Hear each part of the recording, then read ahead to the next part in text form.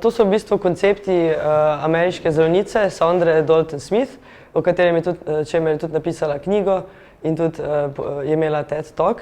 In zdi se mi res zelo dobri koncepti, zelo uporabni koncepti, zaradi tega, ker veliko govorimo o tem in vemo, koliko moramo delati in kaj vse moramo delati in kako moramo delati, ampak kako pa počivamo, zato da lahko to trajnostno seveda delamo, o tem pa se ne pogovarjamo veliko. Tako da ta zdravnica je doživela hudo izgorelost in je potem odkrila, da ne obstaja samo spanje kot počitek, ampak da obstajajo tudi druge vrste in da če se osredotočamo le na eno, potem bomo tudi bolj utrujeni. Počitek, seveda tega, ki ga vsi poznamo, je fizični, torej telesni počitek. In ta telesni počitek delimo na dva dela, torej na dva različna, torej aktivni in pasivni. Pasivni seveda je spanje in dremanje, medtem ko aktivni je lahko pri vsakemu drugačen. Nekomu bo pomagala joga, nekomu raztezanje, mogoče kakšen sprehod, masaža. Potem druga vrsta počitka je mentalni počitek.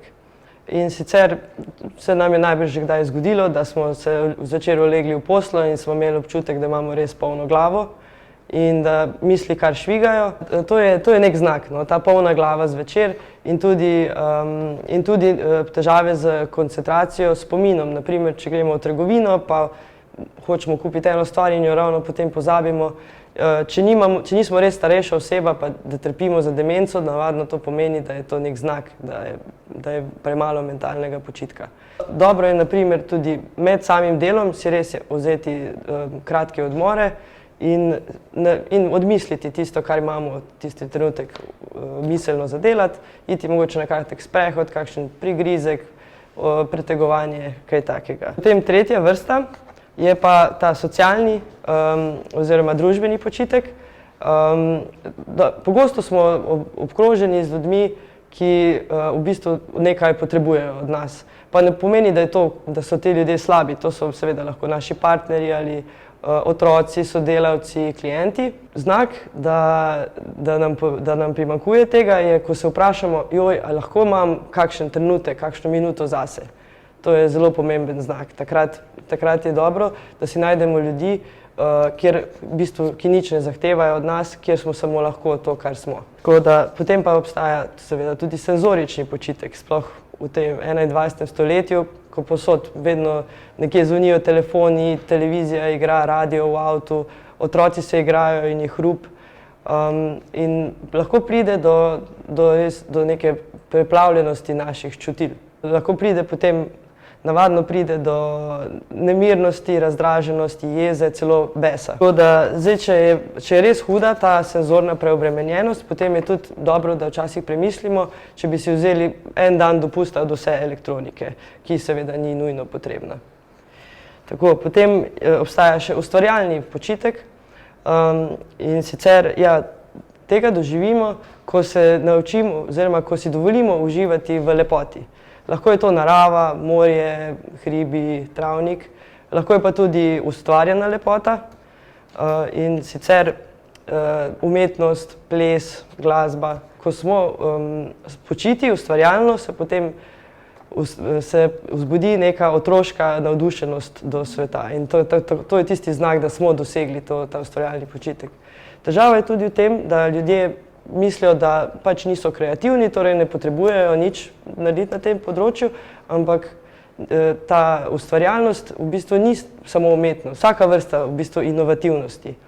Tako da zelo smo bili utrujeni, seveda tudi tekom te epidemije, ker enostavno so se tako spremenile vse okoliščine, vse je postalo neznano in res smo morali veliko časa, veliko energije dati v to, da smo reševali neke težave, da smo nekako ugotavljali nove rešitve, kaj lahko tukaj naredimo in marsikdo je tukaj res doživel nek primanjkljaj.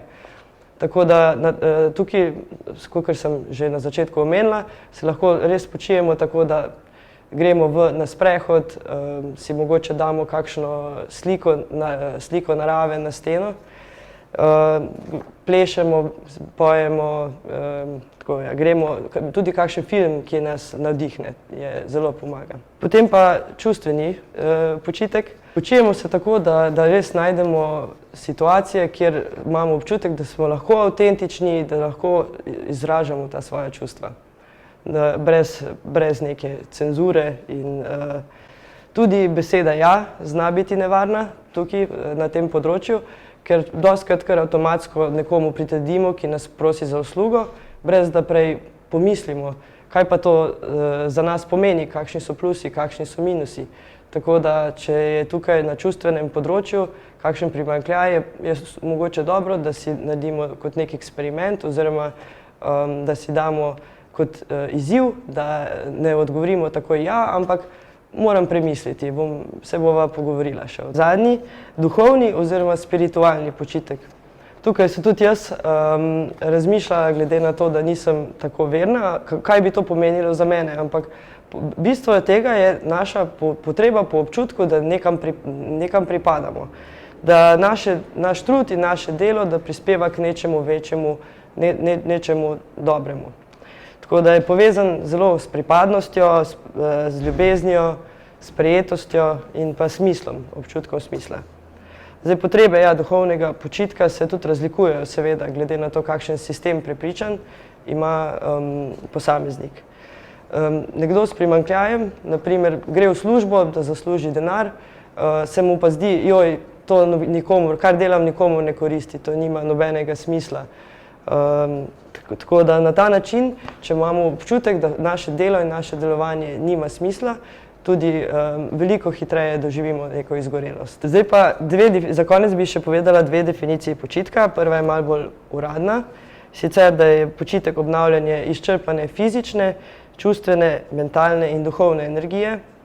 Druga mi je pa zelo všeč, da je počitek prostor, kjer imamo čas in svobodo, da se odločimo, kam želimo vlagati energijo. In tudi ta izjava te avtorice, Sondre, mi je zelo všeč, da bom prebrala, da je počitek najmanj uporabljena, varna in učinkovita alternativna terapija brez kemikalij, ki jo poznamo.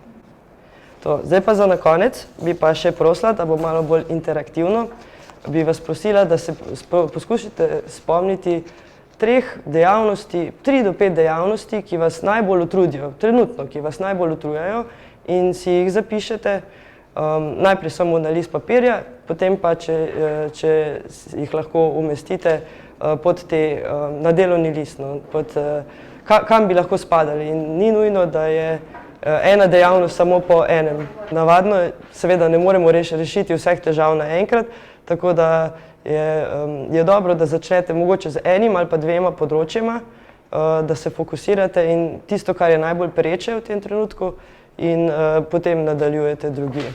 Hvala vam.